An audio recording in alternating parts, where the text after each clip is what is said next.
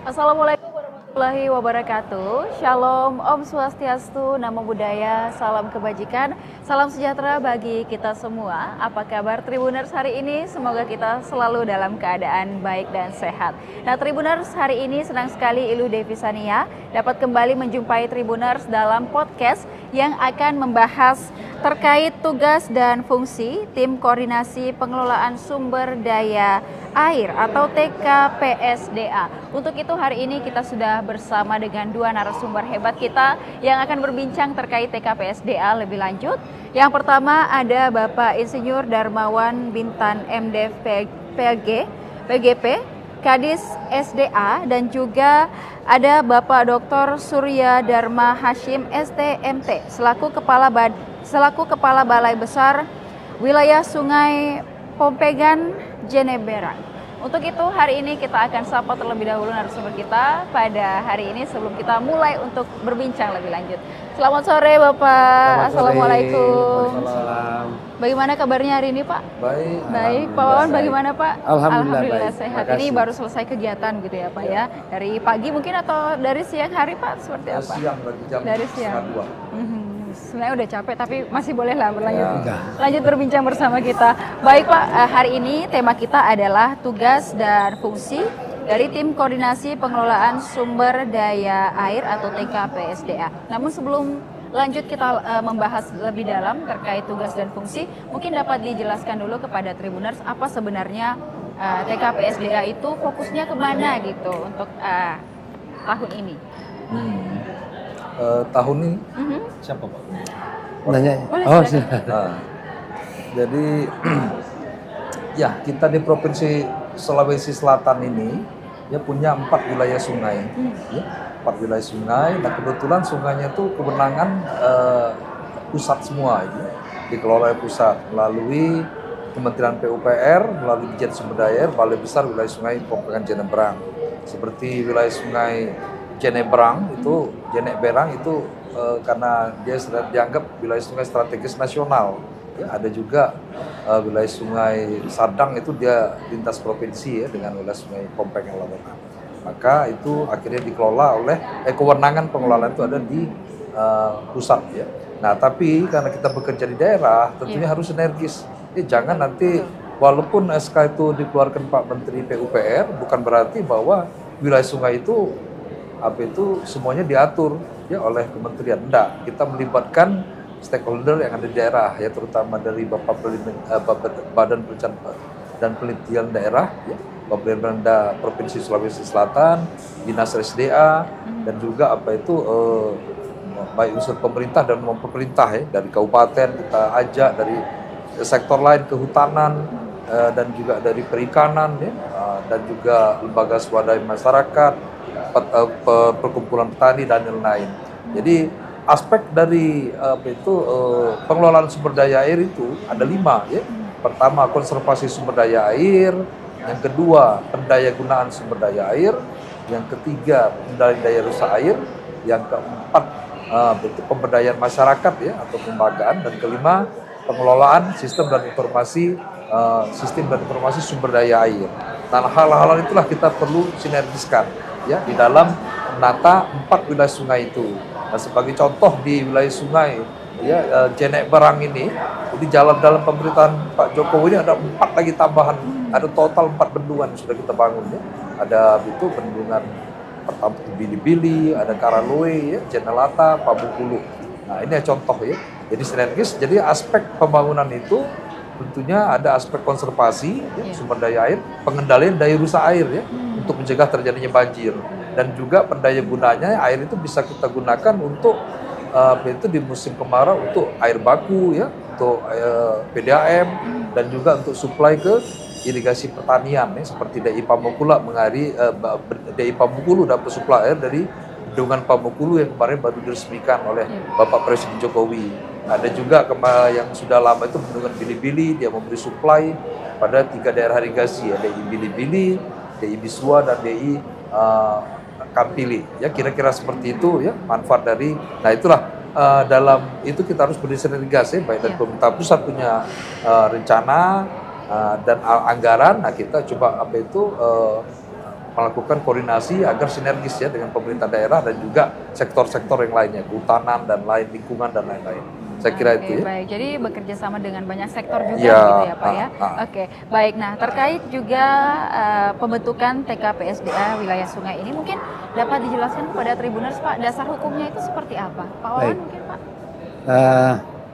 Dasar hukumnya ada dua. Pertama terkait dengan undang-undang, yaitu Undang-Undang Nomor 17 Tahun 2019 tentang sumber daya air.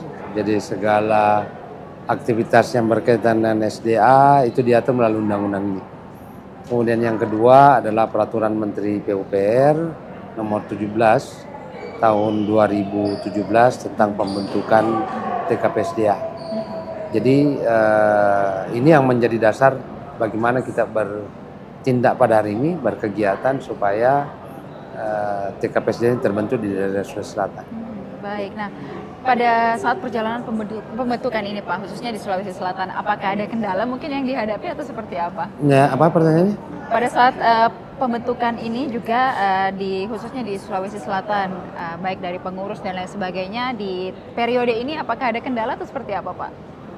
Kendala tidak ada, cuman kita berharap kalau kita tahu bahwa sebagaimana kita ketahui proporsi pengurus TKPSDA itu 50% dari pemerintah, unsur pemerintah dan 50% dari unsur non pemerintah. Kalau kita lihat kendalanya adalah bagaimana memadukan antara kepentingan yang diatur oleh pemerintah sendiri yang menjadi kewenangan tanda kutip dengan keinginan masyarakat. Tentu tugas-tugas ini harus dilaksanakan dalam hal bagaimana mengakomodasi, sebab tugas pemerintah dalam mengatur.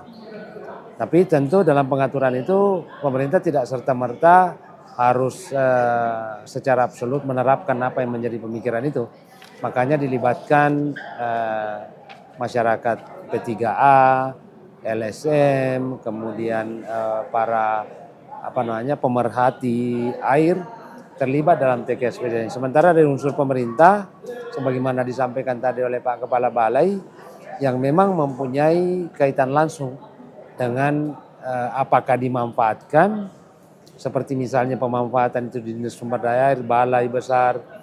Kemudian ada juga yang mempunyai dampak terkait seperti misalnya lingkungan, Dinas Lingkungan, Kehutanan, ESDM, itu adalah mereka yang bekerja tetapi berdampak kepada air. Nah, kita berharap bahwa keseimbangan itu bisa tercapai, tetapi yang namanya juga 100% keseimbangan tidak mungkin. Pasti ada sedikit bias, tetapi kita berharap sedikit banyak bahwa itu dapat menyelesaikan persoalan dalam hal untuk pemanfaatan sumber daya air kita. Untuk kerjasama dengan beberapa badan mungkin atau dinas yang terkait dengan TKPSDA, mungkin Pak, apa bentuk kerjasama ataupun bentuk sinergitas dengan para bidang dan juga para stakeholder begitu yang berpengaruh? Ya, baik. Contoh di Dinas SDA itu ada dalam hal pemanfaatan, mengatur terkait dengan bagaimana alokasi air. Tapi pada Dinas SDA juga pengaturan ruang, ada tata ruang. Itu sudah diatur yang mana hutan, yang mana yang bisa didaya gunakan, sawah dan sebagainya. Nah, kalau kita mengetahui bahwa itu merupakan sumber air, maka unsur pelestarian menjadi sebuah hal yang penting. Koordinasinya dalam hal pelestarian itu kan ke kehutanan. Kita juga berharap SDM tahu bahwa tidak boleh ada eksploitasi atau eksplorasi di daerah yang merupakan sumber air. Jadi itu kaitan-kaitannya. Ini kita berharap bahwa ada saling sharing informasi, ada sharing kegiatan, begitupun dengan masyarakat dalam hal untuk mendayagunakan air maupun mendayagunakan lahan yang ada di sekitar sumber air itu. Itu hanya sebagai contoh. Ya. Baik, Terkait struktur dari TKPSDAWS ini Pak, mungkin tadi sudah disampaikan oleh Bapak itu ada 50% unsur pemerintah dan 50% unsur non pemerintah, artinya seimbang begitu ya Pak ya. Nah, untuk kerjasama antara non pemerintah khususnya masyarakat begitu Pak, seperti apa mungkin dari TKPSDA turun langsung untuk bekerja sama dengan masyarakat karena mereka juga ada andilnya begitu Pak. Mungkin juga Pak Surya bisa menjelaskan. Silakan, nanti saya bantu. Oh iya, ya baik.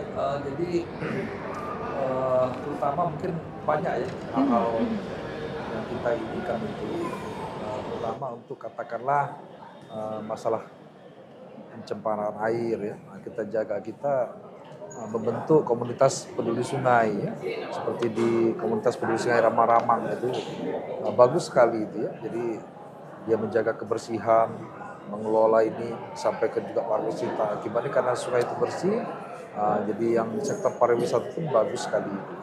Nah, di sisi lain juga dengan masyarakat itu ya, kita dengan perkumpulan petani pemakai air, ya memang ada kebagian tugas kewenangan, ya, contoh di irigasi itu untuk yang apa itu bangunan utamanya yang salah itu headwork ya seperti bendung, ya terus jaringan irigasi utama itu pengelolaannya, operasi dan pemeliharaannya oleh pemerintah.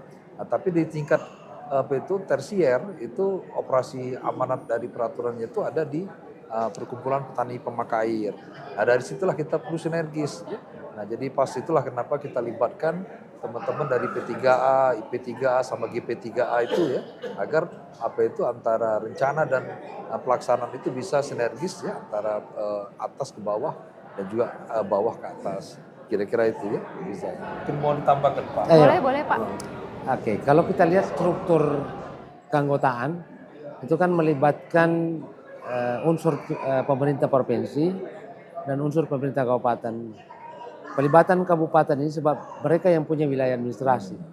Secara tugas pokok mereka pasti ke bawah dalam menjaring aspirasi. Sebagaimana kita ketahui bahwa pemerintahan di kabupaten itu mulai dari kecamatan, desa, sampai dengan lurah, sampai tingkat RT.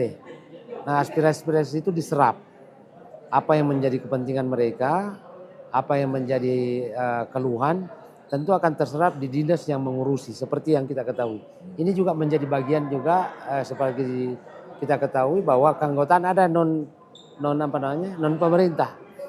Nah, ini saling menggali informasi, mereka ke bawah secara bersama-sama atau memang menurut fungsinya. Kalau pemerintah turun berdasarkan tupoknya dalam mencari apa yang mau dilakukan, kalau misalnya unsur dari lembaga swadaya mendengarkan apa yang menjadi keluhan secara prioritas mau disampaikan, ini yang dipertemukan.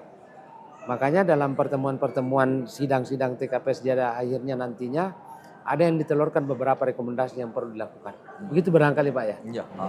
Oke, baik. Nah selanjutnya mungkin Pak, apa maksud dibentuknya TKPSDAWS ini mungkin dapat dijelaskan lebih lanjut. Tadi kan kita sudah berbincang sedikit seperti apa tuh fungsinya dari TKPSDAWS ini. Nah mungkin secara lebih detail Pak Surya mungkin dapat dijelaskan kepada Tribuners. Oh iya, jadi beberapa tugas ya fungsinya itu ya, saya bacakan saja ya. Satu, pembahasan rancangan pola dan rancangan pengelolaan sumber daya air. Ya. Selanjutnya pembahasan rancangan program dan rancangan rencana kegiatan pengelolaan sumber daya air. Terus pembahasan usulan rencana alokasi air ya. Nah, terus rencana alokasi air itu banyak sekali ya. Dan sebagai contoh dalam satu sungai ya itu ada kebutuhan untuk irigasi, ada kebutuhan juga untuk orang industri ya, ada kebutuhan juga untuk rumah tangga. Nah, katakanlah, nah itu ada disebut kita susun neraca air, ketersediaan air yang berapa, yang mau diambil itu berapa. Dan ada juga untuk operasional sungai. Ya harus dibatasi minimum itu 5%. Nah, jadi kalau tetap ada lagi orang berusaha meminta, katakanlah pengusaha ya mengambil air di sungai, kita cek, oh ternyata udah cukup maksimum, tidak bisa lagi diambil. Nah, itulah gunanya ya pembahasan alokasi rencana air tahunan itu ya.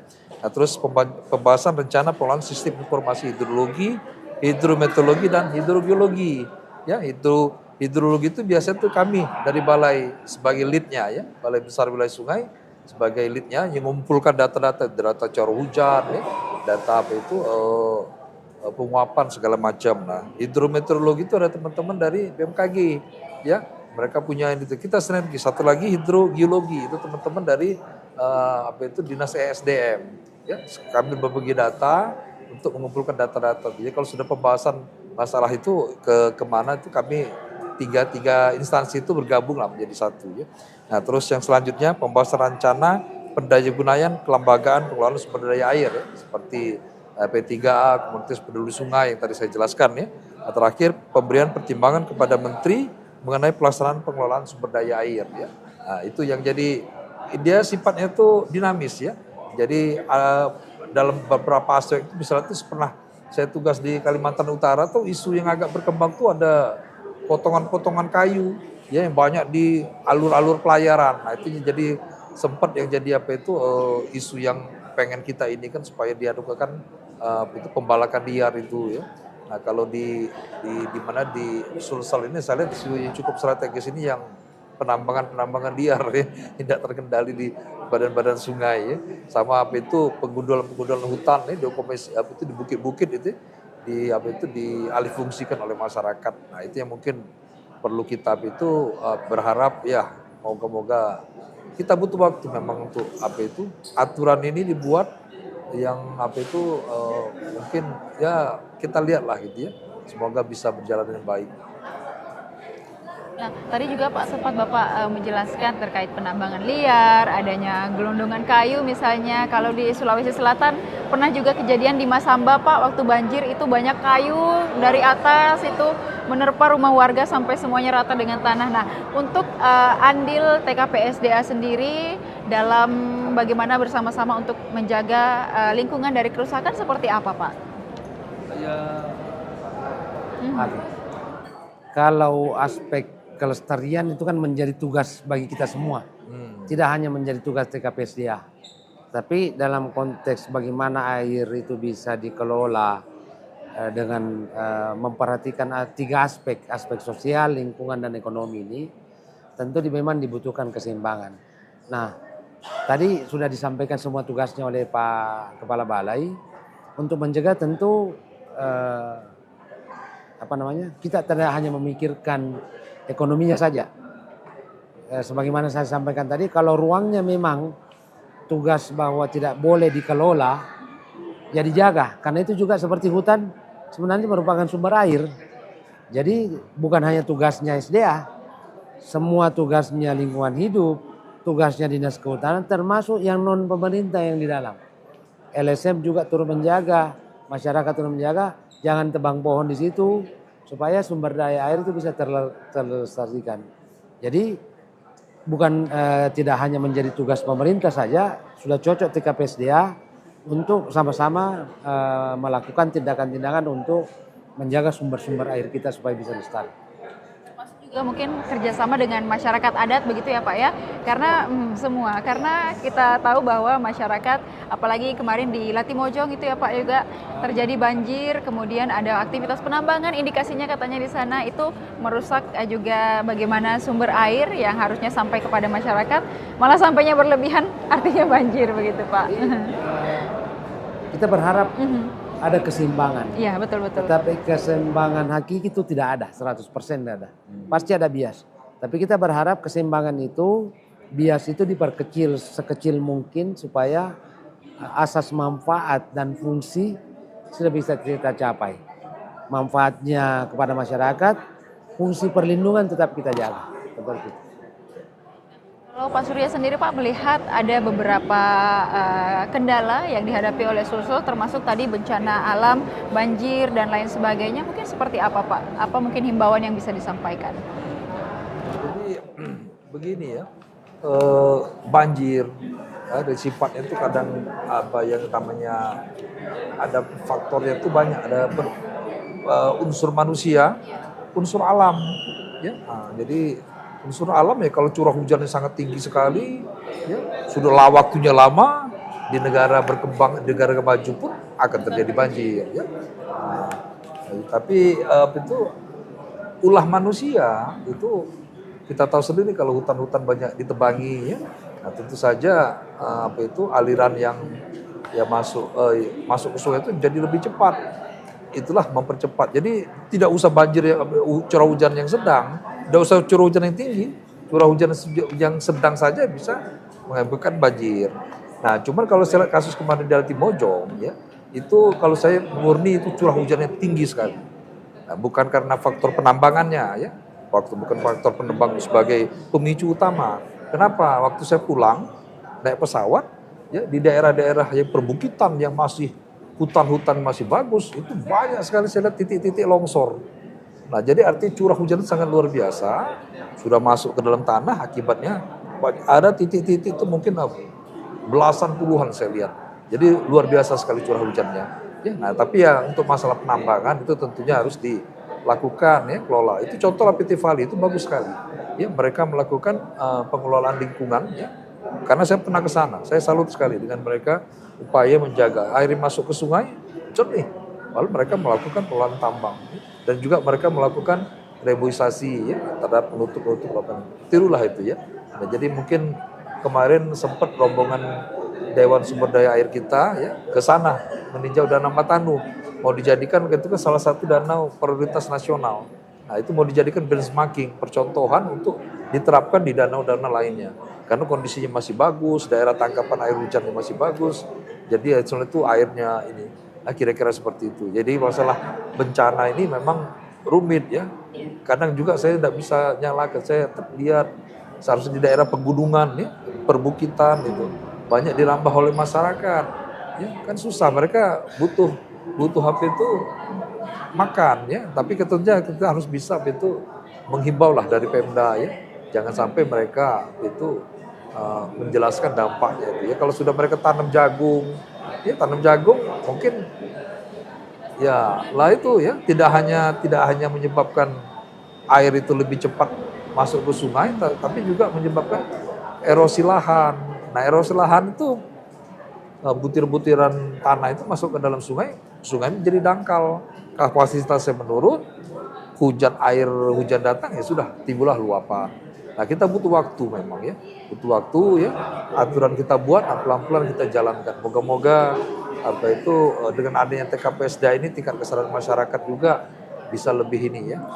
Saya kira itu, ya, dari Betul sekali. Sebenarnya yang paling penting juga adalah tingkat kesadaran kita, ya Pak, ya. Karena sebagaimanapun kita menanggulangi bencana dan lain sebagainya, kalau dari kesadaran kita masing-masing belum ada, masih juga artinya melaksanakan aktivitas berkebun yang ilegal begitu, yang artinya bisa menyebabkan juga erosi, dan daerah resapan ataupun akar yang menahan gitu juga menjadi sedikit, ya Pak, ya. Itu menjadi tanggung jawab kita bersama, bukan hanya tanggung jawab lembaga-lembaga begitu, ya Pak, ya. Betul sekali. Nah, juga terkait tadi curah hujan, Pak. Nah, belakangan ini di Sulawesi Selatan beberapa bulan terakhir hampir tidak ada curah hujan. Mungkin bagaimana menjaga debit atau pasokan air untuk masyarakat tetap terjaga begitu? Apakah bendungan Bili-Bili sekarang seperti apa kondisinya mungkin, Pak? Apa ada yang khawatir PDAM-nya nggak ngalir gitu atau seperti apa, Pak? Silakan, Bapak. Intinya adalah sebagaimana saya katakan tadi, pendagangan konservasi dengan menjaga daya rusak air. Kondisi kekeringan kita sampai level ini belum sangat mengkhawatirkan. Tetapi kalau memang hujan tidak turun, tentu usaha-usaha kita lakukan adalah bagaimana agar efisiensi pemanfaatan air dapat kita tingkatkan. Sebagai contoh misalnya masa tanam, terutama yang membutuhkan air, ya. Misalnya mereka 3 kali menanam, kita berikan saran agar 2 kali, karena makin tinggi pemanfaatan air terutama pada daerah sungai untuk irigasi. Nah, sementara faktor utama di dalam pemanfaatan air itu adalah pertama untuk manusia. Jadi kita utamakan untuk penyediaan air baku dulu untuk diolah menjadi air minum. Kemudian yang kedua, tentu kita berharap melalui saran-saran bahwa kepada masyarakat terutama untuk tidak memakai air secara berlebihan.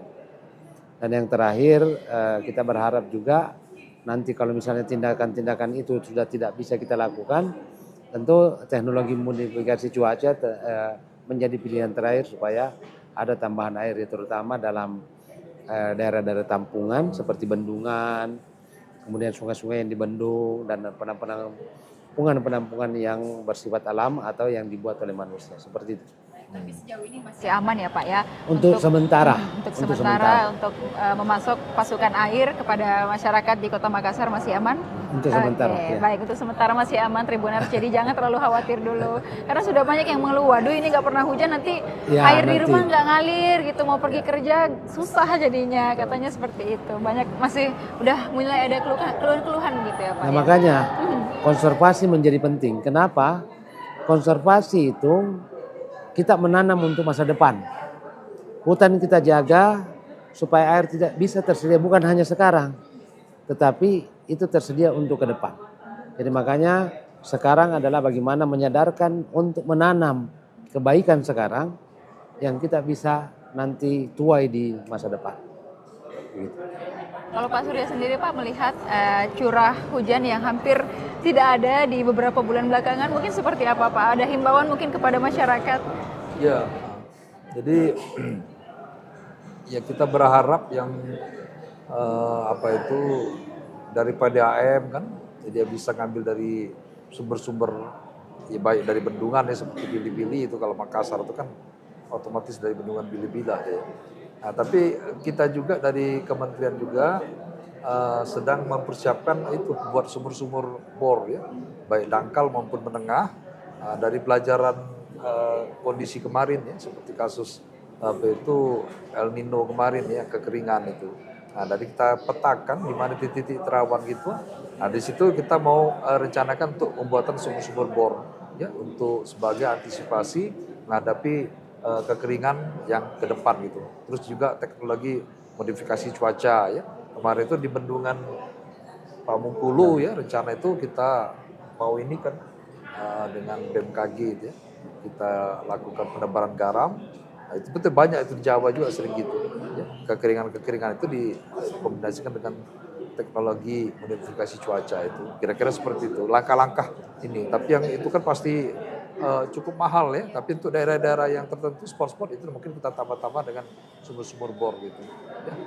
Oke baik, artinya sudah ada beberapa plan untuk antisipasi begitu ya Pak ya yang disiapkan. Nah selain itu Pak, terkait juga kita kan negara agraris begitu, masyarakatnya banyak yang petani. Nah irigasi pertanian di Sulsel sendiri sudah aman atau seperti apa Pak? Tingkat pelayanan kita, indeks pelayanan yang kita ukur itu masih sekitar 68%. Jadi sekitar masih ada 32% yang mungkin pelayanannya masih sering terganggu dan sebagainya. Kita berharap bahwa pelayanan itu bisa tingkatkan minimal sampai 80-90% sehingga kebutuhan air bisa kita penuhi. Masyarakat yang sebelumnya mungkin hanya tak ada hujan bisa menikmati air, tidak menunggu lagi hujan turun, sehingga yang saya sampaikan tadi menanamnya bisa 3 kali selama 1 tahun. Tentu akan meningkatkan kesejahteraan mereka. Terkait menanam juga Pak, karena sekarang kan teknologi pertanian sudah semakin canggih. Nah masa panen itu bisa dipercepat, artinya mereka dalam setahun dulunya cuma bisa panen 1 atau 2 kali, sekarang sudah 3 kali. Apakah ini juga mempengaruhi pasokan air begitu Pak atau seperti apa? Inilah asas keseimbangan. Kita kalau kita merencanakan sebuah bendungan atau bendung, itu kita sudah memperkirakan berapa aliran yang bisa dilayani. Nah tentu kita juga memperhitungkan air yang tersedia bisa tersedia sepanjang tahun. Nah ini berurutan, kita merencanakan 1.000 hektar ya harus 1.000. Karena kalau sudah lebih dari 1.000 maka terjadi kekurangan pasokan. Nah untuk menjaga agar air itu tersedia, maka tidak hanya kita membangun bendung, tapi kita menjaga sumbernya. Kita menjaga hutannya, kita menjaga dia punya sumber-sumber air tidak tercemar. Sehingga ini butuh sinergitas mulai dari hulu hilir. Dan dengan demikian apa yang kita rencanakan bisa tercapai. Memang ada persoalan cuaca, permasalahan hujan, tetapi itu kita bisa lakukan saran atau imbauan kepada masyarakat kalau memang terjadi kekeringan yang cukup panjang, tidak dipaksakan untuk tanaman-tanaman yang mengkonsumsi air yang cukup banyak. Misalnya hortikultura, itu mengkonsumsi air yang cukup sedikit, tidak usah padi misalnya seperti itu. Tetapi bisa tetap menghasilkan atau memberikan sebuah penghasilan bagi mereka sepanjang tahun. Nah, dari lahan pertanian kita mungkin juga ingin membahas terkait industri, Pak. Mungkin ada beberapa industri yang limbahnya itu atau buangannya itu cukup mencemari lingkungan begitu, Pak. Apa mungkin yang sudah dilakukan sejauh ini untuk artinya mengimbau kepada industri-industri atau pelaku industri agar bagaimana limbah itu dapat dikelola dengan baik agar tidak mencemari sungai dan perairan lainnya? Seperti apa, Pak? Itu kalau pencemaran itu biasanya cenderungnya ke Kementerian Lingkungan Hidup ya. Mereka lah yang yang mengecek itunya tuh penggunaan itu. Nah, kita paling di pembersihan ya kalau sudah ini kita ini ke kira-kira seperti itu. Karena mereka lah yang baru-baru ini kami barusan kerjasama juga dengan Kementerian Lingkungan Hidup dan Kehutanan ya. Mereka memasang alat untuk mengetes baku mutu air ya, di beberapa bendungan kami izinkan ya, jadi memang butuh waktu untuk itu kita ke sana gitu. Tapi sejauh ini artinya tidak ada kendala dalam hal itu ya, Pak? Kalau Pak Wawan mungkin melihat seperti apa? Kendala terkait dengan pencemaran. Standar kita ada. Standar pabrik, industri semua mempunyai standar.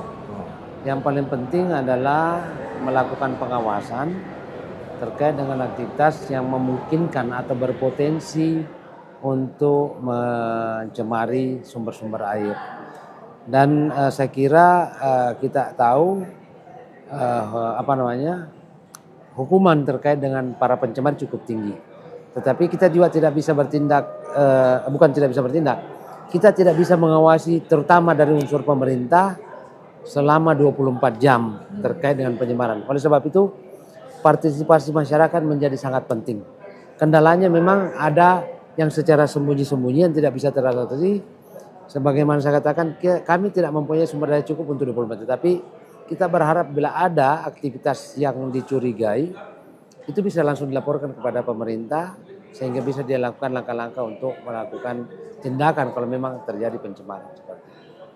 Jadi semua harus bersinergi begitu ya, Pak ya. Betul. Bukan hanya dari pihak pemerintah tapi masyarakat dan seluruh pihak, terutamanya juga yang menggunakan air ini dengan banyak, industri dan lain sebagainya juga turut andil dalam artinya pelestarian lingkungan dan menjaga adanya debit air cukup untuk masyarakat. Nah, terkait itu Pak, mungkin ini menjadi PR yang besar juga bagi TKPSD AWS. Nah, di periode ini Pak 2024-2029 apa mungkin yang ingin Bapak sampaikan kepada para pengurus? Pak Wawan silahkan. Bahwa yang ditunjuk itu adalah pemerintah dan masyarakat. Tugas kita adalah bagaimana memastikan agar air yang tersedia itu bisa dimanfaatkan secara efisien dan efektif. Pembentukan TKPSD ini juga akan menambah atau memperlihatkan kepada masyarakat ada unsur transparansi dalam hal pengolahan air dan ada unsur akuntabilitas dalam pengolahan, di mana masyarakat harus tahu bagaimana merencanakan pembagian air itu sehingga mereka tahu di mana terjadi kekurangan, di mana terjadi kelebihan. Itu yang perlu kita sampaikan. Kemudian yang kedua, kita masyarakat menunggu kita bekerja. Tentu bagi para anggota harapan kita bekerja secara terus-menerus. Masyarakat menunggu juga hasil kerja kita. Terima kasih. Kalau Pak Surya sendiri Pak, apa mungkin harapan kepada anggota TKPSD AWS untuk periode 2024-2029 Pak? Silahkan. Ya, saya harap ini bisa solid ya. Solid ya, karena ini melibatkan unsur pemerintah dan unsur non pemerintah ya, dan juga melibatkan pemerintah pun ada beberapa sektor ya di situ ya, ada dari kehutanan ya, ada dari pertanian, ada juga kami dari Kementerian PU ya. Nah itulah kalau bisa itu sinergis, nah sehingga selama ini kita banyak menangani memperbaiki kerusakan akibat ulah-ulah yang yang disebabkan oleh manusia ya. Banjir itu nggak habis-habis kita ini kan. Nah tapi itu pelan-pelan memang butuh waktu ya untuk undang-undang itu dibuat, peraturan dibuat itu untuk disampaikan ke masyarakat. Nah, cuman kadang itu mereka protes, demo ke kantor bupati, demo ke ini kan, ke DPRD. Nah, jadi susah kita mau ini. Peraturannya bilang begini, katakanlah sepadan sungai, tidak boleh ditinggali, tidak boleh dilakukan oleh kegiatan budaya, ribut. Nah, ini memang butuh waktu, saya lihat ya.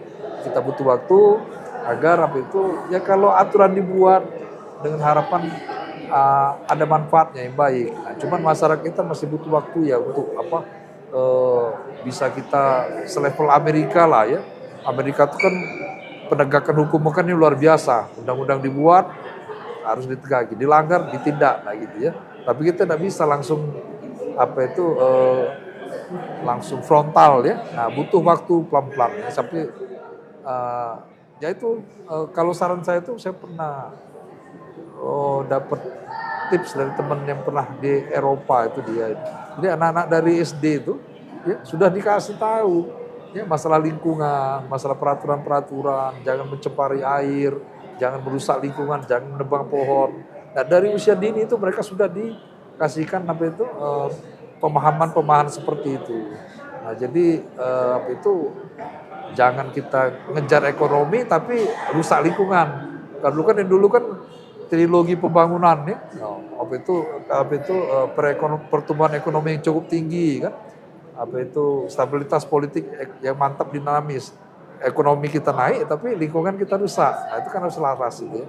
Dari sustainable development ya. Pembangunan berkelanjutan itu ya. Nah, ini kita sudah berubah ke arah sana. Tapi untuk dilaksanakan itu memang butuh waktu. Ya, saya kira itu. Ya, butuh waktu, kerja keras dan kerjasama begitu ya Pak ya, itu yang paling penting. Dan juga semoga nanti pada periode 2024-2029 ini TKPSDA WS bisa bekerja dengan baik, bisa bekerja sama dengan seluruh lembaga termasuk media juga Pak ya. Kita selalu siap untuk menginformasikan apa saja mungkin program-program, kemudian apa edukasi yang bisa disampaikan kepada masyarakat, kami selalu siap mengabarkan. Baik sekali. Terima kasih Pak Darmawan dan juga Pak Surya sudah berbincang bersama kita. Setelah kegiatan mungkin lelah tapi masih bisa juga memberikan informasi dan edukasi kepada masyarakat.